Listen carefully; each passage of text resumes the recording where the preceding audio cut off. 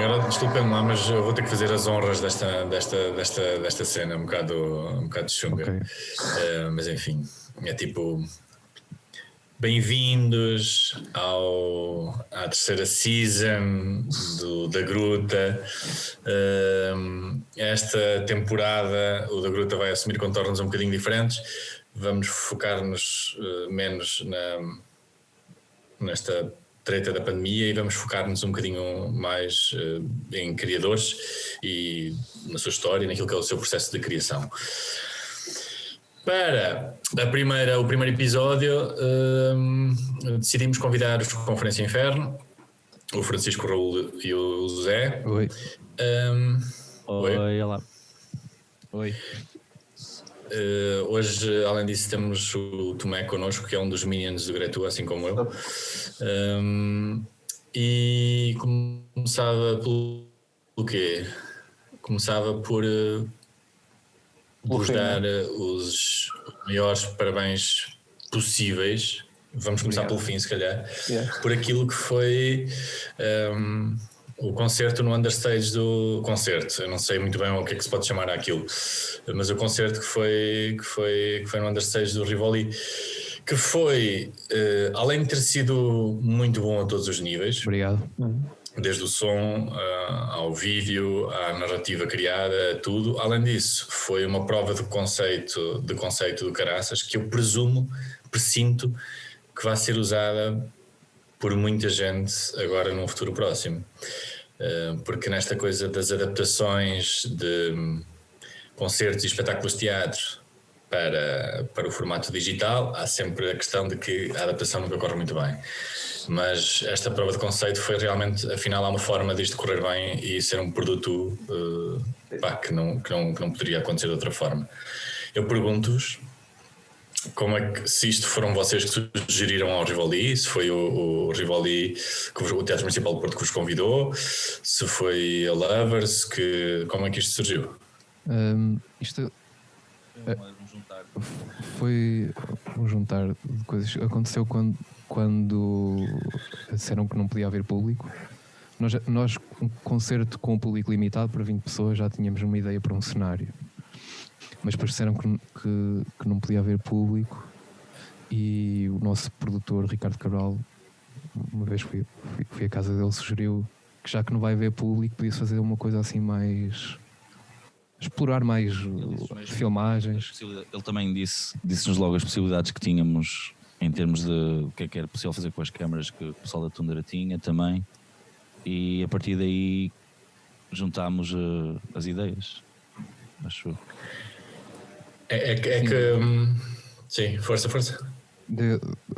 Percebemos que havia oportunidade, sim, para fazer uma espécie. Depois temos a ideia de fazer uma espécie de concerto, filme, em que houvesse um enredo, para não ser assim um típico stream concerto. Sim. Em que só existe uma espécie de uma câmara fixa a filmar. Tem piada, porque o Zé Roberto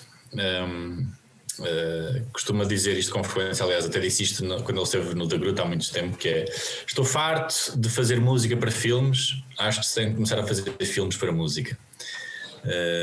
E foi, de certa forma, mais ou menos aquilo que aconteceu. Foi exatamente isso que fizemos, por acaso, porque nós já tínhamos um álbum e tentámos construir uma narrativa para o álbum. Inclusive, eu tenho pena que aquilo não esteja assim disponível agora tão abertamente assim, porque eu quando estava a ver aquilo... Não está, nem mais abertamente nem mais fechado. Pois, agora verdade. para já, pelo menos. Espero que eventualmente seja, porque eu quando vi aquilo fiquei tipo, isto é genuinamente uma forma bem válida de ouvir o álbum, no caso de ver o álbum, porque pronto, tem o... Vocês pegando nesta questão de ver o álbum, como é que vocês se sentaram para escrever a narrativa disto? Sei que foram vocês os três, não é? E o Pedro Fonseca também, que também realizou o concerto. Para mim é um bocadinho curioso, não é curioso, acho que é normal, porque a vossa música, neste caso, é uma coisa que me suscita, e independentemente de todos os rivalismos e etc, é uma coisa que me suscita imenso um bocadinho a cultura notívaga e underground que existe em algumas cidades que nós conhecemos. E a narrativa que vocês encontraram para o álbum foi precisamente essa. Lembro-me um bocado quase o Viagem ao Fim da Noite do Celine, só que é de sair de casa anunciado, entretanto de aparecer a polícia. O que eu vos quero perguntar é, vocês sentem que, e é uma coisa que vocês têm consciência ou que fazem um bocadinho, sei lá, por instinto, que a noite de clubes underground tenha tanta influência naquilo que é a vossa forma estética e conceptual, inclusivamente do que vocês produzem, do que vocês fazem? Acho que tem imensa influência porque foi assim que nós começamos. Nós conhecemos-nos todos nesse meio. Sim, e é propositado, nós pensamos nisso porque queríamos também transmitir. Acho que o álbum transmite muito isso e tentar de alguma forma fazer algo visual e uma espécie de narrativa focada nisso. Também ontem fizeram uma pergunta semelhante e eu estive a refletir até o estúdio onde nós ensaiámos e gravámos o álbum é assim numa zona que é super da noite, e já na gravação do primeiro EP muito esse fora de horas, trabalhámos lá fora de horas, também passamos lá muito tempo fora de horas, gravamos à noite, ensaiámos mais tarde. Pois é isso, e aí como gravámos e fizemos o álbum assim mais tarde, e ouvir sempre o barulho do pessoal a ver copos lá fora acaba por contribuir. Nós até no EP, no Bazar Esotérico, no fim da estática, acho eu, antes da segunda ou da terceira música, pusemos o microfone fora da janela do estúdio, que aquilo é na Rua do 77. Então há tudo lá. Isso explica os barulhos que lá estavam, que eu fiquei sempre confuso. Sim, é os barulhos da Rua do 77. E uma das notas, aquilo não tem autotune nem nada. Uma das notas que há lá uma rapariga que estava a cantar e que ela deu a diz, nota exata da música e foi muito perfeito, e podemos usar isto. Há muita gente agora ter posto nos créditos, não era? Exato. Se conseguirem descobrir, procura-se. Façam cartazes. Ainda são processados. Usaram a cena dela sem permissão. Há muita gente que se está a queixar agora, especificamente. Isto é uma coisa pela qual eu quero passar muito rapidamente, mas há muita gente que se está a queixar agora, criadores da área da música, da área do teatro, da área da dança, que estão a queixar que estamos todos a perder as nossas influências que basicamente nos ajudavam a criar a noite, o contacto social, etc, estão a ter muitas dificuldades a criar agora. Mas vocês, aquilo que eu pergunto é, o álbum que foi criado em semi-confinamento, imagino que não totalmente, mas em semi-confinamento, e evidentemente que esse semi-confinamento também vos terá afetado hipoteticamente a vocês. A minha questão é que vocês trabalham tanto o reino da nostalgia, que eu pergunto se o afastamento dessa vida notívaga mais presente não vos ajudou a suscitar hipoteticamente alguma nostalgia que existe por essa noite perdida. Não sei muito bem. Pergunto se no vosso caso não ajudou. Não vai ser no Ata Saturno, não vai refletir bem isso, porque o álbum foi composto ainda, as canções foram compostas, ainda não havia a pandemia. Foi gravado, basicamente o processo de gravar as canções foi durante a pandemia. Agora nós já estamos a fazer umas coisas e sim, é toda a inspiração que temos é basicamente ficar em casa a ver filmes. A destes últimos tempos, assim, estamos bem influenciados por viagens expansivas, se calhar. Sim, eu acho que está assim um bocado mais introspectivo. Sim, introexpansivo. Ao mesmo tempo nota-se também o nosso desejo de querer continuar a abraçar tudo que é exterior a nós, mas estamos confinados, então também se calhar tem o seu quê de terapêutico. E menos social, se calhar música menos social, não sei.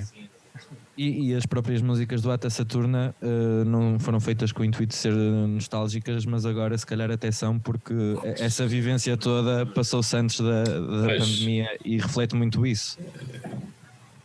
Exato. Eu pergunto o quanto é que... Porque, por exemplo, nós vemos vários coletivos que vão surgindo de várias subculturas portuenses e de perto, se calhar com mais premência há uns anos atrás, aquilo que foi, por exemplo, a Favela, agora contemporaneamente se calhar o coletivo Farra, que influência é que isso acaba por ter no vosso trabalho, essa conjunção de tantas subculturas diferentes? Porque vocês ainda por cima trabalham com muita gente diferente que não fazem parte, não é? Naturalmente, dos Conferência Inferno, e que produzem coisas de natureza muito distinta. Em relação ao coletivo Farra, eu acho que o intuito é igual a todos os outros coletivos. Somos um grupo de amigos que cada um faz uma coisa diferente e juntamos forças para fazer uma coisa um bocado maior. Sei lá, mesmo no concerto Understage, por exemplo, o Fonseca também faz parte do coletivo Farra, e sempre que podemos pedimos ajuda e fez o nosso clipe, já fez o outro do Bazar Esotérico, e acho que é isso. Em relação aos outros coletivos, claro que nos influenciaram muito, porque há uns anos nós íamos às festas, há uns anos e agora não, pronto.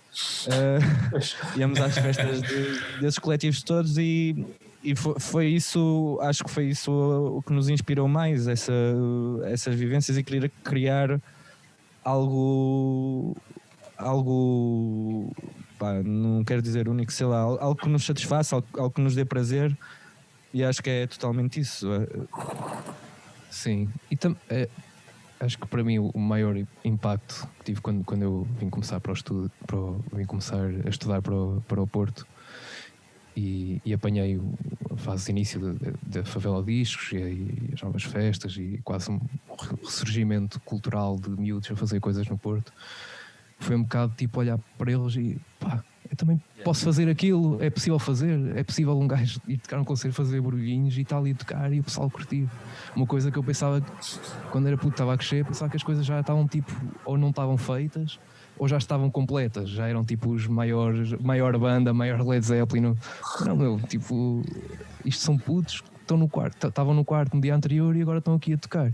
E isso foi o maior choque que eu tive, e foi mesmo um abrir de olhos. É a cultura DIY.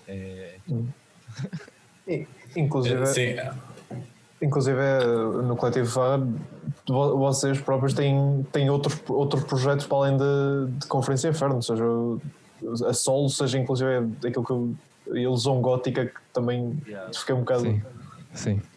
curioso com isso. Mas então esse aí é que se calhar reflete mesmo a introspecção da pandemia. Mais imediata, isso foi tipo, nós gravámos, eu não tinha percebido, nós gravámos aquilo no dia em que se anunciou que o primeiro confinamento ia estar aí, logo no início da pandemia, e fizemos a sessão cá em casa. Eu tipo, olha, gravámos e está mesmo what the fuck, e marcou logo o tom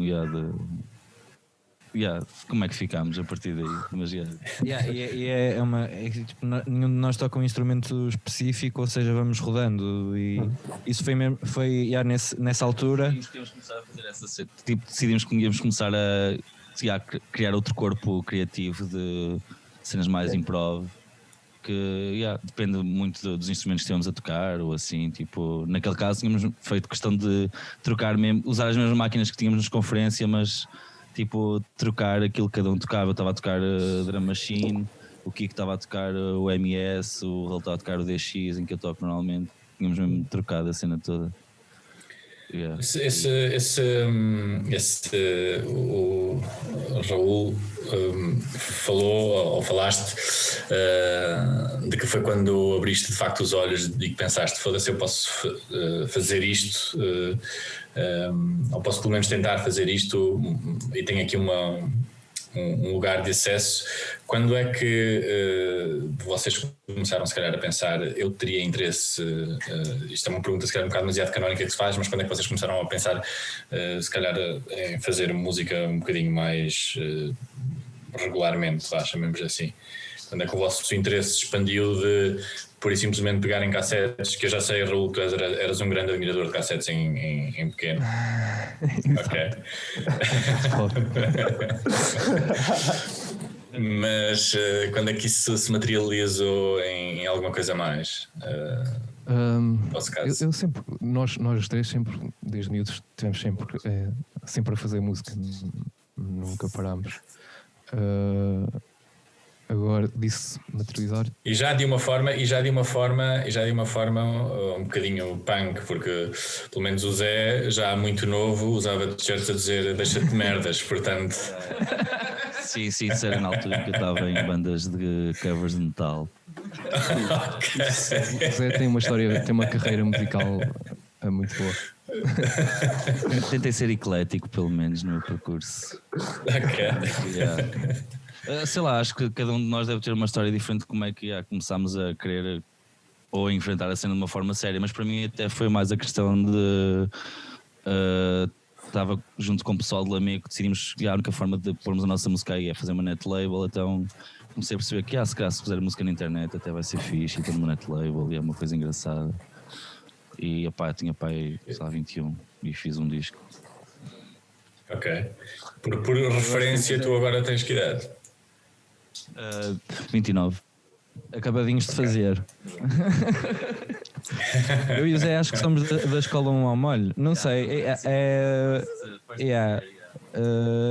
Porque se não fosse um ao molho não tinha dado nem, sei lá. Um ao molho foram 90% dos meus concertos a solo, acho eu. Foi mesmo bué. Para mim também mesmo. Fica o obrigado muito sorratício ao Molarinho. Eu tenho que falar o nome dele, não é? Porque senão, coitado. Os dois. Grande Nelo. Okay. E Pedro Pestana também. Ok. Depois eu sei que a relação do Francisco com a música começou um bocadinho mais tribal do que a vossa.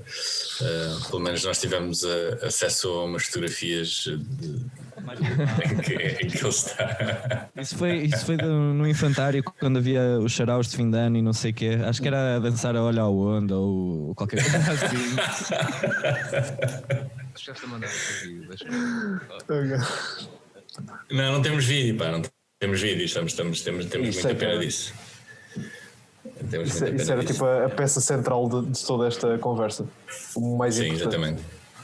E pré-conferência Inferno, eu estive a falar um bocadinho com o Tomé e eu sei que ele tem algumas ou muita curiosidade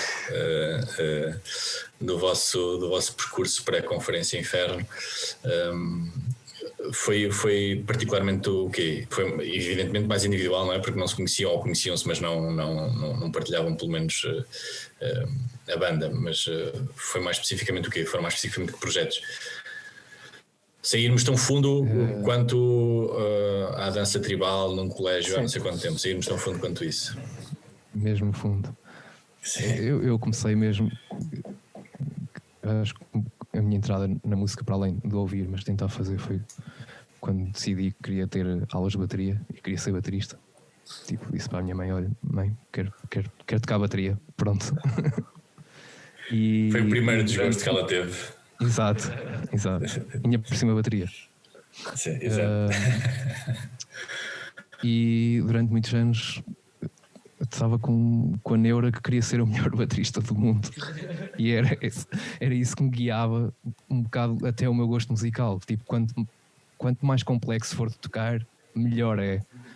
E era assim um bocado a minha filosofia, que é tipo a pior filosofia que se pode ter. Mas é uma filosofia.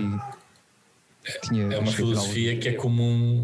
Desculpe, não queria interromper, mas é uma filosofia que é comum a toda a gente que entra para um meio mais ou menos artístico. Os teus primeiros gostos começam sempre pela excelência da técnica e tudo, e depois é que vais percebendo, a técnica que se foda.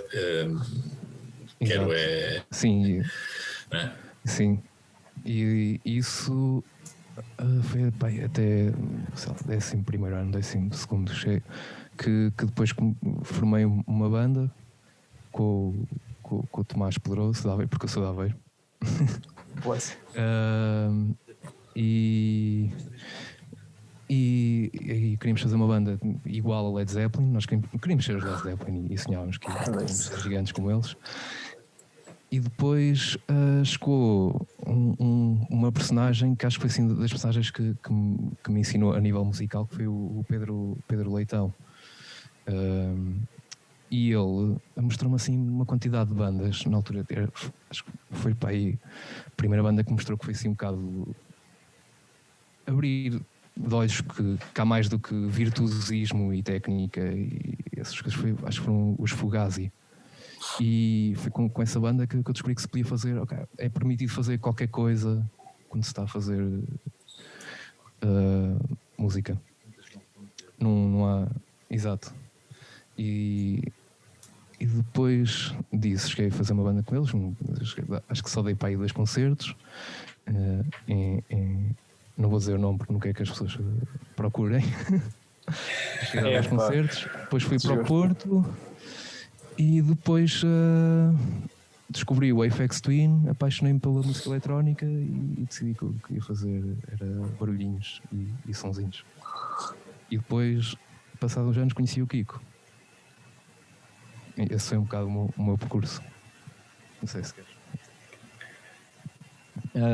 O meu foi... Kiko, tiveste um lugar privilegiado na história do Raul. Não sei se te apercebeste que é tipo acho que é merda, muito... merda e depois conheci o Kiko. Yeah. Acho que é muso. Mas eu comecei a tocar guitarra com 9 anos, guitarra acústica, sei lá, as dunas e assim. Que o meu pai tocava baixo, então ensinou-me a tocar guitarra. E depois tive uma banda de covers. Que cada músico escolhia 4 músicas, então ia desde Coldplay a Sex Pistols. Eu preciso saber qual dessas é que tu eras. O primeiro CD que tive era das minhas bandas preferidas, era Sex Pistols, apesar de agora o gato ser um otário. E depois comecei o projeto a solo Jacatex, que foi numa aula de oficina de artes que tínhamos de fazer um booklet. Eu tinha acabado o trabalho tipo 2 dias mais cedo e fiz as músicas e foi aí que começou. E durou ainda bué de tempo, sei lá, até agora vá. E depois conheci o Raul, começamos a jamar.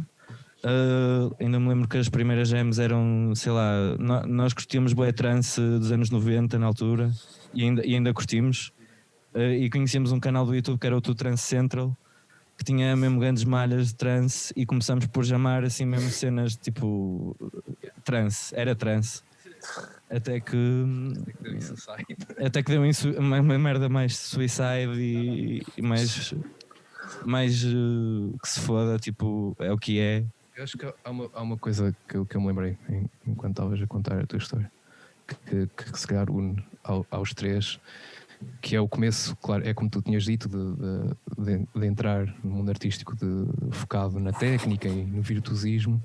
Só que eu para aí, sei lá, a meio dessa carreira, apercebi-me que o que eu não gosto de tocar, ou não gosto que me mandem o que tocar. O que eu gosto é de tocar o que eu componho.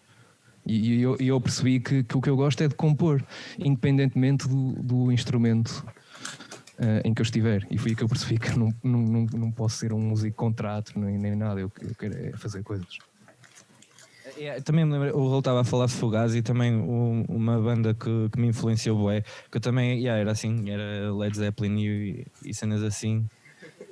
Até que ouvi Velvet Underground do White Light White It e foi mesmo tipo, foda-se, isto é incrível, tipo, e os gajos estão a tocar tudo fora de tempo e contar energia, e é mesmo lindo essa cena.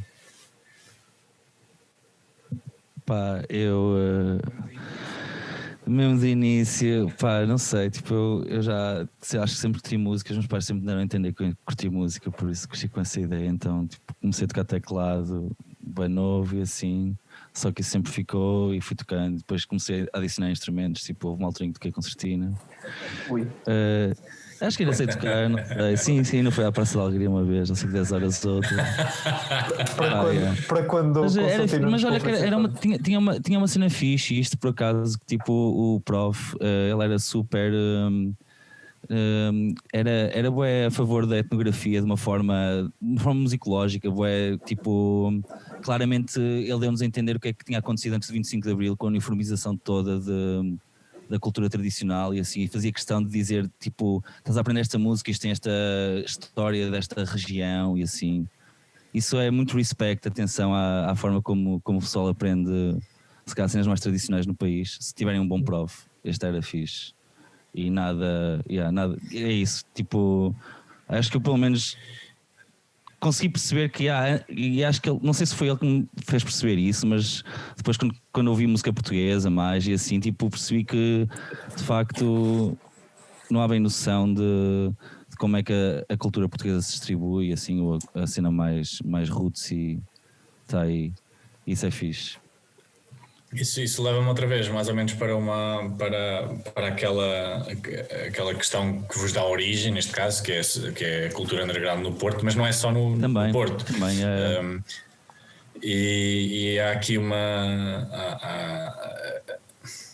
não sei, particularmente, se calhar o Raul é que tem mais esta relação, porque vocês até referem ligação a Aveiro-Porto.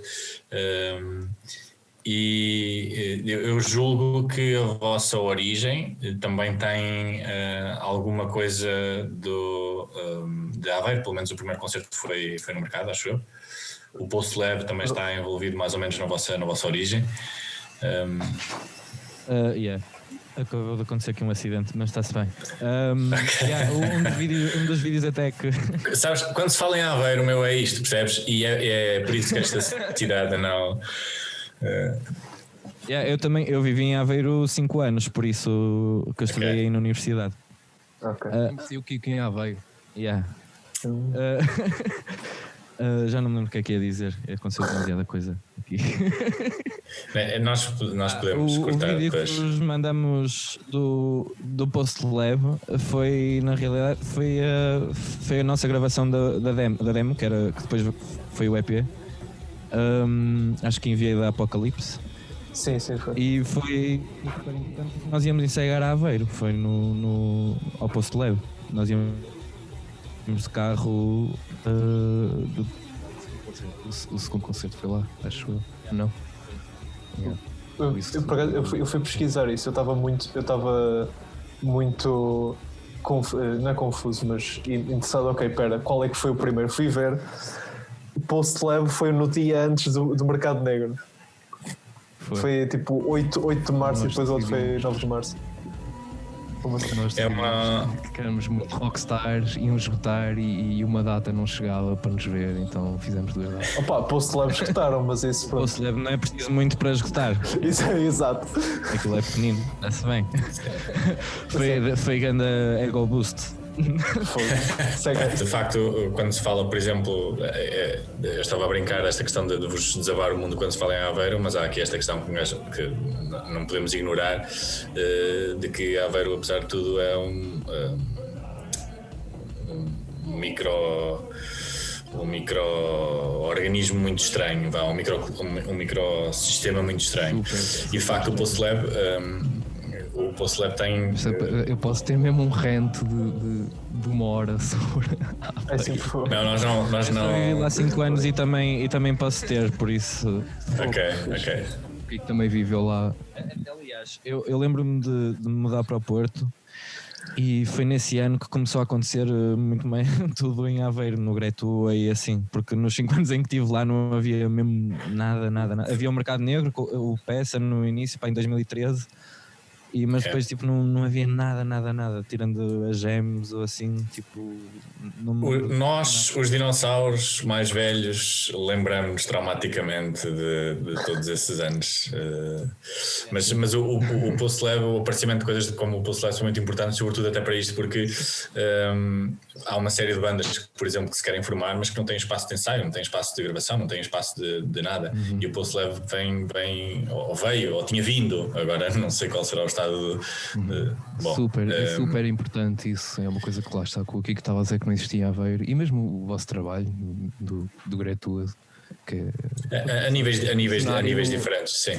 Havia um circuito de que as bandas a passar Portugal saltavam a Aveiro e iam para o aeroporto, porque a Aveiro não havia público, podia-se marcar lá um concerto, mas apareciam tipo 3 pessoas. Eu lembro-me de haver mais, era festas caseiras. Eu lembro-me de uma festa em casa do Masquete, em frente ao Pina.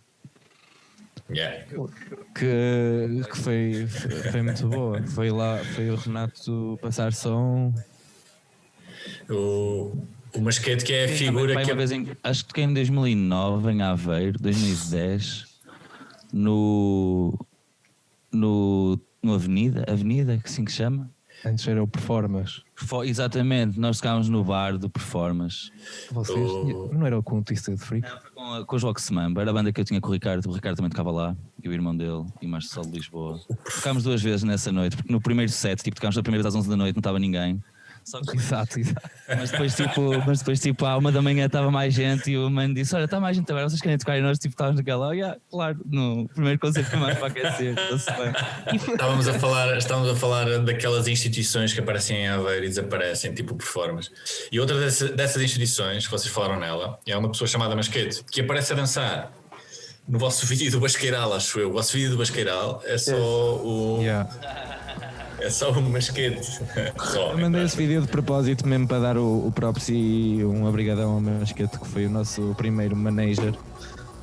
E a festa que o Kiko tocou em Aveiro foi uma festa que eu organizei com o Masquete, que eu conheci em Aveiro, e foi mesmo o início, antes de começar esta cena fixe de Aveiro. Eu lembro dos dois, curtimos bué de bandas e bandas que andavam por aí e nunca passaram por Aveiro, e decidimos começar a organizar concertos em Aveiro, e fizemos uma festa que eu marquei no mesmo dia com o casamento da minha irmã, porque tínhamos esquecido que a minha irmã se casava. Uau. E eu nem perdi. Isso deve ter sido uma conversa interessante. Tipo uma semana antes, isto é no mesmo dia que a minha irmã se casa. E depois fui para o Porto e o Masquete continuou full on marcação e fazendo um trabalho incrível. Diz-me uma coisa, esta questão do manager, esta questão do manager é uma questão um bocado peculiar em Portugal, porque os clubes são poucos, a malta dos clubes alternativos conhece a regra geral, e portanto há bandas que se conseguem perfeitamente auto-agenciar, há outras que não, que têm alguma mais dificuldade, ou por vários motivos, mas vocês sentiram isso depois de terem lançado, por exemplo, o vosso EP, ou essa dificuldade foi maior antes do EP do que propriamente depois? Ou seja, nós no início, quando foi o Masquete que nos marcou os primeiros concertos, outros surgiram por convite, mas não acho que havia uma necessidade, acho que foi mesmo. No entanto, lembro-me de um episódio que íamos ter um concerto,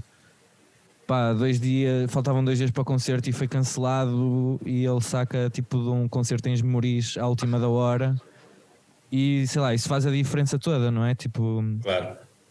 É uma coisa sermos nós a marcar os nossos próprios concertos, que na altura acontecia, tipo, no Masquete não tínhamos exclusividade, estás a perceber? Então era uma espécie de 50-50, marcávamos uns nós e outros ele. Mas eu acho que agora, por exemplo, com a Lovers, acho que muda imensa coisa ter essa parte, porque podemos nos focar exclusivamente em fazer música, que é o que nós queremos. Sim, o Masquete e mais um punhado de gente, poucos, mas bons, um punhado de gente como ele, são prodigiosos nessa questão de safar um problema que acontece à última da hora. A técnica do safanço, sim. Que é, na realidade, uma das artes que eu mais respeito e admiro. Mesmo. Sim, totalmente. Não é toda a gente pode ser um vendedor. Nem é só a questão do vendedor, é a capacidade de malabarismo à última da hora. É o desenrasque português. Puramente tudo. E parece que estamos a brincar com ele, mas não, para ele todo o meu respeito, especialmente enquanto benfiquista. Para ele todo o meu respeito. Vocês fizeram bastantes salas ainda depois do Bazar Esotérico e imensas mesmo. Nós num ano fizemos 24 concertos. Foi no ano. Tivemos sempre no ano do Bazar Esotérico, sim, foi mesmo sempre a tocar. E antes da pandemia, antes de março do ano passado, estávamos a ter concertos fim de semana sim, fim de semana não. Acho que era essa a regularidade. E como é que para já, onde é que, se vocês quiserem falar nisso, que lugares é que foram mais particularmente especiais? Depois, por outro lugar, aquilo que me interessava mais perguntar era até como é que surge a passagem para a Lovers, porque acho que é algo que, sei lá, muita gente na vossa condição antiga se calhar desejaria conseguir atingir, porque a Lovers é a Lovers, não é? E portanto é algo que eu se calhar gostava de saber como é que aconteceu. Os lugares especiais, eu vou dizer especiais, tanto especial bom como também menino na turma de especiais, que também é bom. Não quero dizer nada. Lembro-me de um especial mau, que eu acho que é sem piada, que é tocarmos no Bienal da Maia, e que fomos tocar. Desastre máximo. Que havia eu era o técnico de som deles na altura, na verdade, mas o DJ da casa queria ser mais técnico de som, então tive que entrar numa disputa com ele. Nós estávamos a tocar isso e ouvia-se de 5 em 5 minutos, era um gimbar. Ouvia-se 5 em 5 minutos uma cena de resfriar os copos, tipo mas mesmo, mais alto que a música até. Nice. E não nos queriam deixar entrar no bar no início. Foi nós vamos tocar. Pagaram o consumo mínimo? Não. Nós vamos tocar. Ele chamou uma pessoa e lá chamou o Zé Roberto e lá fomos para tocar. Agora especiais, o de Caldas. Caldas tem uma cena muito fixe. Caldas tem uma vibe muito fixe. Nós fizemos uma tour, foram 3 dias. Foi Caldas da Rainha, foi a Fábrica da Musa em Lisboa e foi o Black Bass em Évora. Teve uma paragem em Aveiro. E tivemos uma paragem em Aveiro para ensaiar ainda. E visitar o Masquete. E lembro-me que esses 3 dias que é o ensaio. O ensaio é visitar o Masquete, na realidade. Foi um belo ensaio.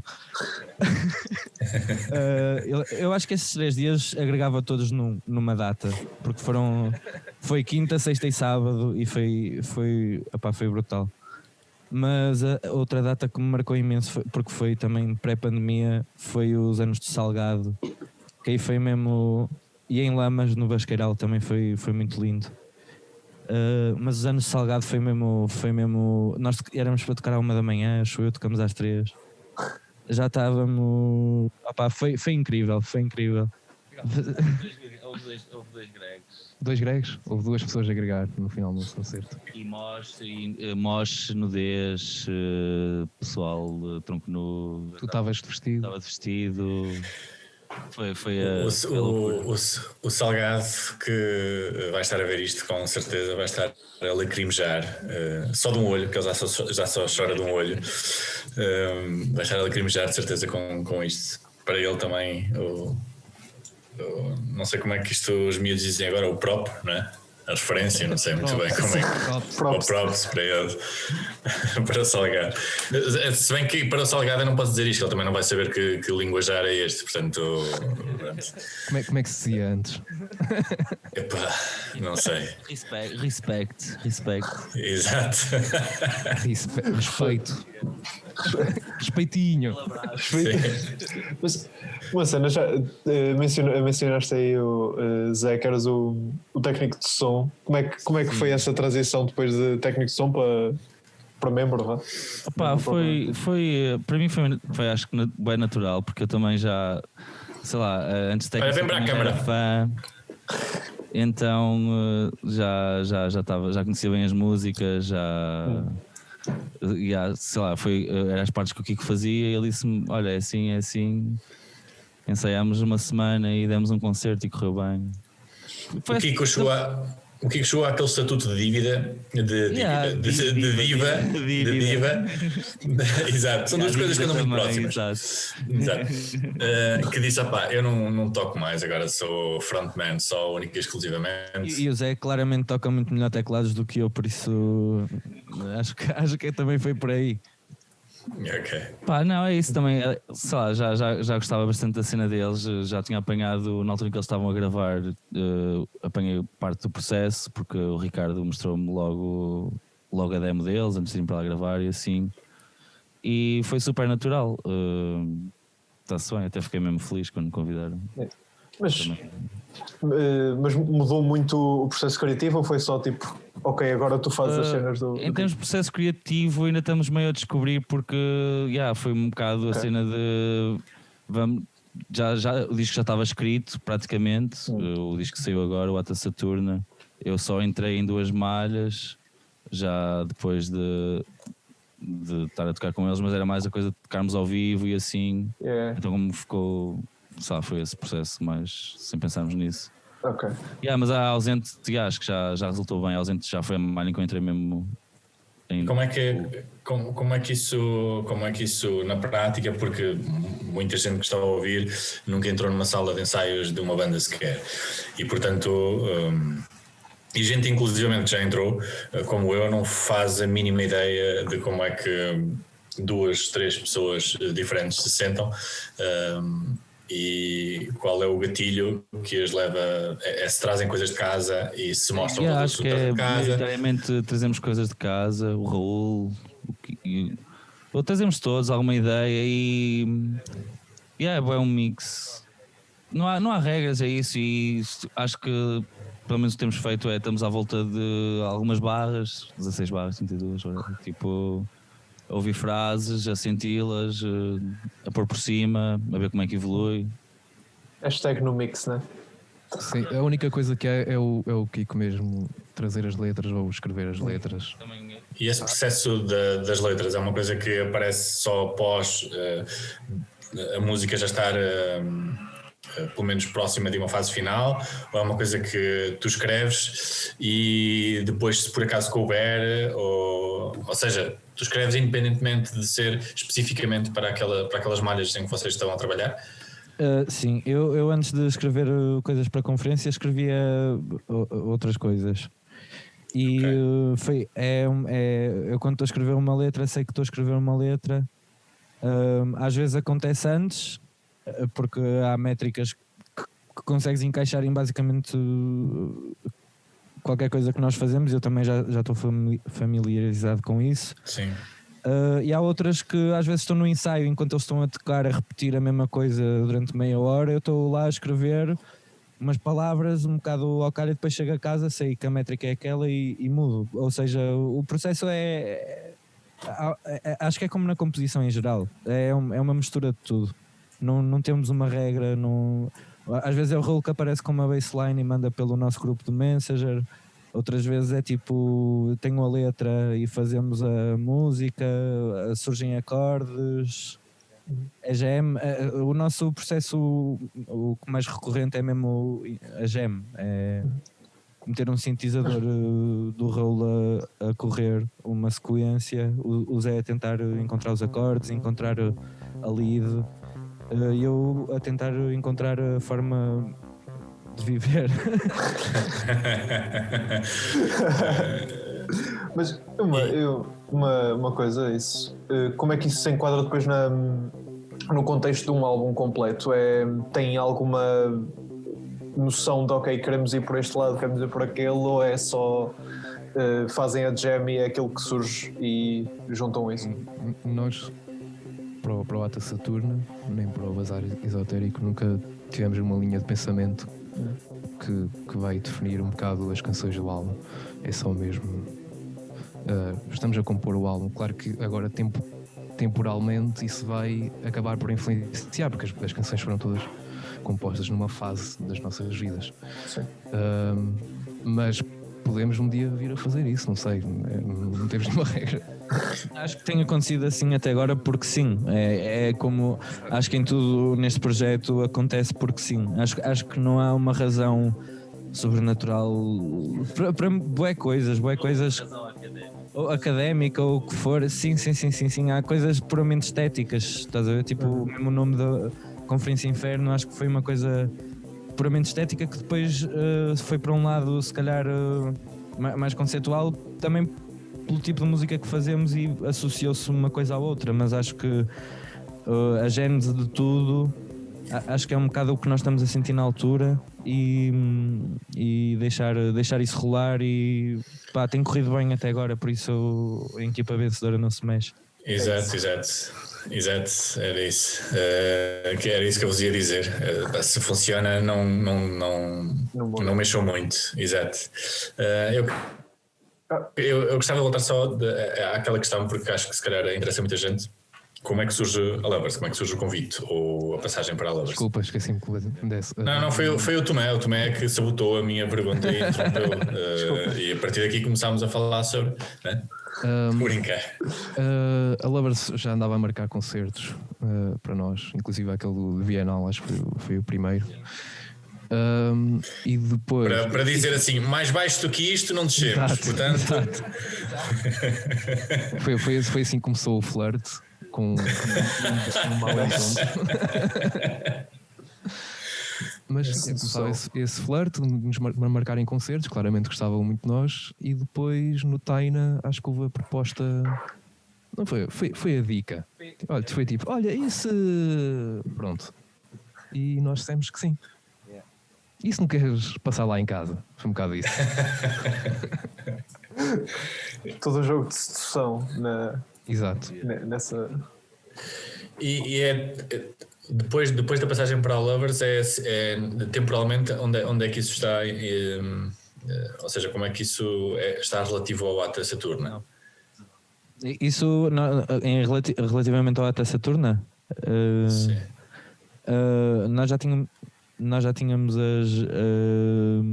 o convite, tipo, quer chegasse, quer não, nós íamos lançar o disco. Ou seja, nós já tínhamos as músicas feitas e já tínhamos pensado em lançar o que é o Ata Saturna agora. Podia ter corrido de forma diferente se não tivesse surgido o convite, mas também as canções, a maior parte das canções já estavam feitas nessa altura. Não eram tipo 6 dessas canções das 8 ou 5 das 8 já estavam feitas. E acho que mais as últimas 2 é que foram feitas também a pensar mais num álbum. Foi a que tivemos mais pensamento nisso. O outro foi tipo, vamos fazer malhas para tocar em concertos. E é mais ou menos, ou seja, o álbum foi lançado há 2, 3 semanas, talvez? Sim, 5 semanas já. Ok. 6, fevereiro. E muito pouco tempo depois acontece esta bonita pérola, esta bonita cristalização no understage do Rivoli. Eu sei que vocês tiveram em ensaios ainda alguns bastantes. Quanto tempo é que levaram a gravar aquilo? Sim. Porque aquilo é gravado, não é live, não é? Aquilo tem... Sim. É live, estamos mesmo a tocar. Tocámos tudo, mas foi gravado como um filme, tipo, houve raccord, tipo, claro, o setlist não tocámos na ordem do disco, mas tocámos tudo. Já podemos. Sim, claro, evidentemente. Visto, mas é isso, foram 2 dias de filmagens, Não, um de montagem, 2 de filmagens. Desculpa, um dia de montagens, 2 de filmagens. Mas já foi, pelo menos eu nunca tinha estado numa cena assim, mas foi uma produção audiovisual à séria, entre aspas. Nós só vimos a versão final na estreia mesmo. Então foi, eu fiquei super contente com o resultado e acho que eles também ficaram e ficamos todos, porque foi mesmo uma coisa até diferente. Estás a tocar na Cave do Passos, tipo, não é que isso não seja ótimo também e não estou a descurar nada, mas tipo, ou estás envolvido no meio underground em que estás a tocar com as condições que tens e depois tipo de repente metem-te num sítio onde tens condições que nem sabias que haviam, tipo, tens uma equipa 15 pessoas para ir a trabalhar com o intuito de fazer uma cena alto objeto e alto artefacto, que é uma coisa que agora temos para a vida toda e é aquilo e pode nunca mais voltar a repetir. E esperamos que se repita. Há aí duas coisas que me interessam muitíssimo, que é uma, o que é que vocês querem fazer agora com aquele objeto, porque agora factualmente aquilo é um objeto, como dizer isto, de uma perspectiva capitalista muito interessante, muito vendável. Não nos pertence muito bem. Não sabemos muito bem a quem pertence neste momento, porque aquilo é feito pela produção do Teatro da Municipal do Porto, não é? Mas acho que há disponibilidade deles em fazer disto o que é que nós queiramos, provavelmente, porque também é uma casa à maneira, não é? Ontem... Diz, Bruno, desculpa. E também é o interesse, acho que é o interesse deles, que apareçam associados a um objeto com tanta qualidade, não é? Portanto, acho que não terão problemas nenhums com isso. Eu acho que sim. Tipo, a nossa ideia também foi fazer uma coisa diferente, porque nós já tínhamos tocado exatamente isto no CCOP. E ontem também surgiu uma pergunta interessante em conversa, que seria possível fazer uma tour de concertos em stream, ou seja, tu se visses quer este seja em Évora ou em Aveiro ou em Lisboa, basicamente já tinhas visto tudo, e nós, como já tínhamos tocado no CCOP exatamente as mesmas músicas, e tocamos também o EP, mas aqui foi mesmo uma coisa para o álbum e foi tocar o álbum do início ao fim. Acho que a coisa que o Zé estava a dizer isso ontem numa conversa que tivemos, que a coisa que também mais me atrai nas streams é ser uma coisa efêmera, ou seja, não, porque isso também dá valor ao objeto, certo. E torna um bocado vulgar. Por exemplo, uma coisa é tu teres um concerto na KEXP que vai lá uma banda e toca 2 ou 3 malhas e é aquilo, e tipo é diferente do que um concerto na íntegra em stream, como quase, porque tu vais à KEXP ou outro idêntico e a tua atitude é que estás ali para aquilo, é um programa de rádio ou é um programa de internet. Quando tu estás numa stream é um concerto e há muitos fatores, principalmente no nosso projeto, que beneficiam. O nosso projeto beneficia muito do concerto ao vivo, da energia das pessoas. Sim. E acho que a nossa maior intenção foi fazer um objeto que se destacasse e efêmero por enquanto, estás a ver? Tipo, provavelmente se calhar vai estar publicado assim, mas por enquanto não sabemos, porque ainda está tipo réplicas do sismo a acontecer. Ainda está toda a gente, na realidade ainda está toda a gente a saber, a tentar descobrir o que é isto de estar a streamar oficiosamente concerto, exatamente. Porque os concertos já se streamam há muito tempo, não é? Mas se calhar não de uma forma tão preparada, e portanto está toda a gente mais ou menos a descobrir o que é isto e o que é que isto pode ser. Acho eu, mesmo inclusivamente a malta... E foi isso que nós fizemos também. Foi uma tentativa de descobrir o que é que poderíamos fazer ou não, e por acaso acho que resultou bem. Podia ter resultado muito mal. Tu falaste aí numa coisa, que eu acho que, sei lá, não sei se é muito justo da minha parte perguntar, mas que é, há bandas onde é muito evidente a influência do ambiente que elas vivem. Há bandas onde onde eu não consigo descortinar a influência dos locais onde tocam, das pessoas com que convivem, de uma série infinita de coisas. Tu falaste da questão da diferença que é, por exemplo, tocar com todo o mérito e todo o valor e todo o prazer que existe em tocar em lugares como a Cave do Passos, e falaste da diferença que é depois passar para um local com todas as condições técnicas possíveis. Achas que, ou seja, independentemente do sucesso que este e o próximo, e se quiserem podemos falar um bocadinho sobre o próximo álbum, que acho que não podemos falar muito, mas pronto, ainda acabaram de lançar independentemente do sucesso que estes álbuns tenham, eu presinto que sei qual é a tua resposta, mas tenho que fazer esta pergunta na mesma. Queres continuar, achas que vão continuar, apesar de tudo, ligados intimamente a este registro de tocar em caves, de tocar, de fazer 3 noites seguidas e passar pelo meio na Casa do Masquete?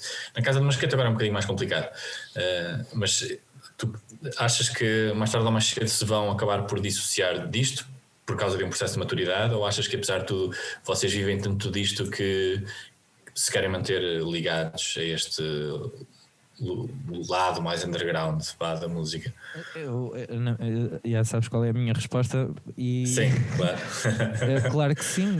Eu, por exemplo, esse concerto no Passos ou outros que tenham, sei lá, são principalmente porque nós também começamos todos por aí e é o único sítio onde tu tens a liberdade para fazer o que quiseres, porque não tens mídia, não tens nada, tipo, quem viu e acabou, estás a ver?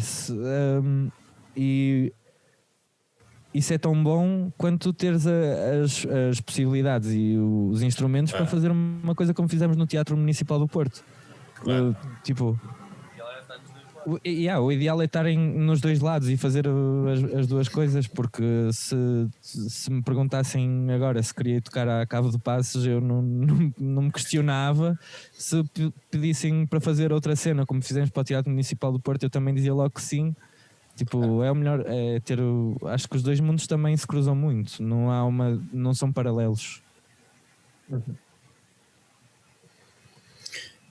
Pensava que ias continuar, ou estavas a assinar tanto que sim com a cabeça, que eu pensava que ias continuar. Não, eu fico terrivelmente feliz, porque é sinal que um gajo pode continuar a convidar para virem ao Gretua. De outra forma, os cachês começariam a ultrapassar. Hoje já é um sítio grande. Não é um sítio pequeno. Também foi um excelente concerto quando lá tocámos, digo-te já, no Halloween. Para mim foi o melhor, mas há muitos que eu não vi. Eu estava muito ressacado e esse concerto salvou-me no fim. Estavas muito bem vestido também. Obrigado, foi a primeira vez que experimentei essa persona. Mas sim, deu uma energia que eu precisava. No fim do concerto fiquei outro, porque estava muito ressacado do ensaio. A cura para uma ressaca realmente é um concerto de Conferência Inferno, não é? Sim, é alto remédio. Já sabem, pessoal. Eu se calhar lançava para vocês esta se há alguma coisa que nós não conversámos, se há alguma coisa que nós não abordámos aqui, se há props ou respects para enviar a mais alguém a que nós não tenhamos referido, não sei, passo-vos o microfone. Literalmente, nesse aspecto. Se for para agradecer em primeiro lugar ao pessoal, tipo ao Riscos, ao Ricardo, ao Fu, ao Zé Roberto, à Sara, da Lovers, ao pessoal todo que acompanhou, o Eurico, a Sandra, a Cia, a Maria, o Fonseca. Estar a dizer isto é um bocado tipo quem é que são estes gajos, mas pronto. A toda a gente. Eles ficam para a eternidade aqui. Exato. Nós no estúdio também aparece lá bem de gente que nós não fazemos ideia quem são e também contribuem. Olha, esta parte não curto assim tanto e nós tipo ouvimos isso como se fosse outra pessoa qualquer. Isso é raro, acho eu. Não é assim tão comum que isso aconteça.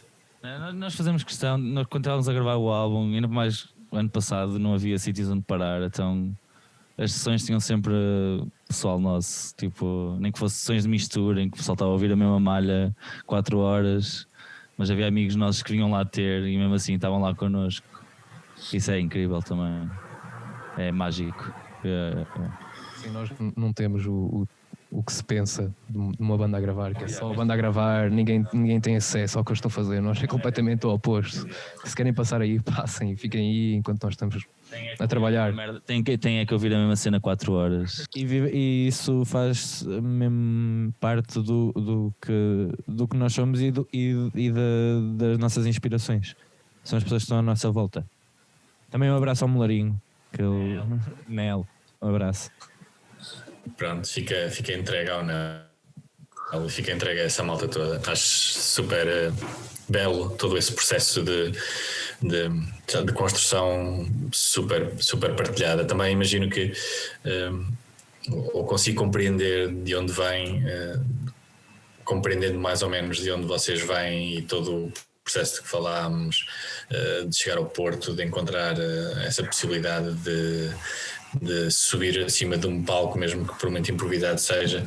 Acho que é uma subcultura, acho que é um género de cultura que ainda não existe muito em Aveiro, por exemplo, nem em muitas cidades, por muito que haja muita gente a trabalhar nesse sentido.